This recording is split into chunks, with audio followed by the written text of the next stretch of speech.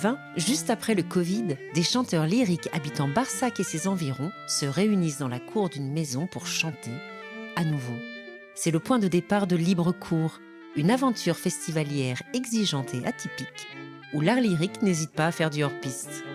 Quand il a été question de construire un festival, j'avais envie de jouer sur la rencontre de différents horizons musicaux, parfois aussi de différentes disciplines, et de pouvoir faire en sorte que l'accès à l'art lyrique soit plus facile, plus direct, qu'on crée des métissages ou en tout cas des rencontres avec des artistes d'horizons différents. Pour l'emmener captive, fermez, fermez votre cage à double clé. Entre vos doigts, l'eau vive s'envolera.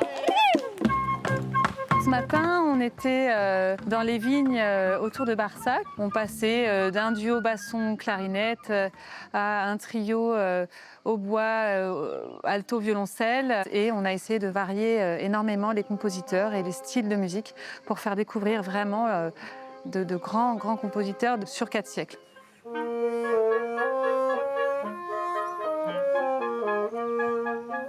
Mais ce que j'aime en fait dans la balade musicale, c'est que ça crée quelque chose une sorte d'émulation, d'une trépidation. Les gens, ils sont à vélo, ils se promènent, ils regardent, ils sont en vie. Il y a quelque chose de très joyeux là-dedans en fait.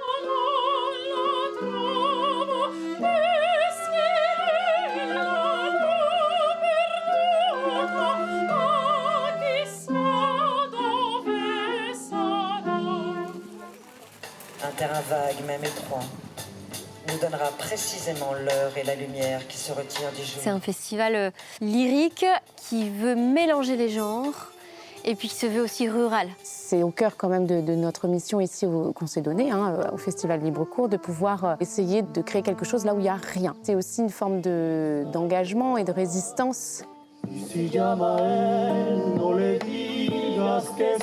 C'est un festival pour moi qui est intéressant parce qu'il a été imaginé et construit par des chanteurs, par des artistes lyriques, mais en même temps qui ont un vrai goût pour toutes les musiques du monde, pour tous les styles musicaux, et aussi un certain appétit pour le partage.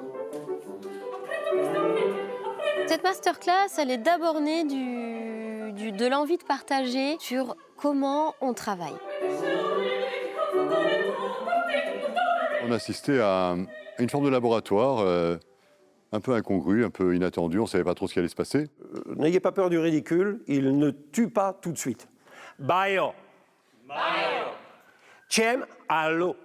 Chem allo. D'abord et avant tout, leur faire sentir que ce qu'ils ont dans le cœur et dans l'imaginaire peut être aussi important que le développement de leur voix. Derrière chaque énergie vocale et gestuelle, il y a tout un monde. Et vous laissez gicler quelque chose réellement de vous. Et là, c'est plutôt être que faire. C'était intéressant d'avoir les deux points de vue, et de Lionel pour la voix, et de Jean-Yves pour ce côté théâtral, investissement scénique, mise en scène.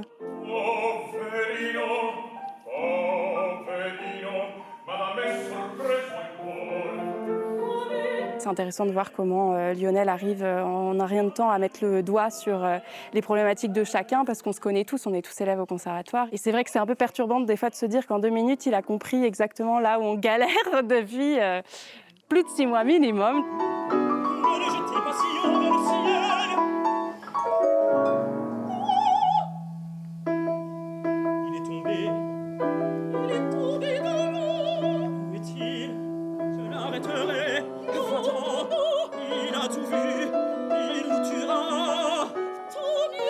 On fait du hors-piste, on n'est pas dans les endroits où on nous attend, on n'est pas dans les théâtres. Pour moi, c'est très intéressant parce que ça vient en complémentarité de ce qu'on peut trouver à l'opéra. Regardez comme elle dort lentement, lentement. On dirait que son âme a froid pour toujours.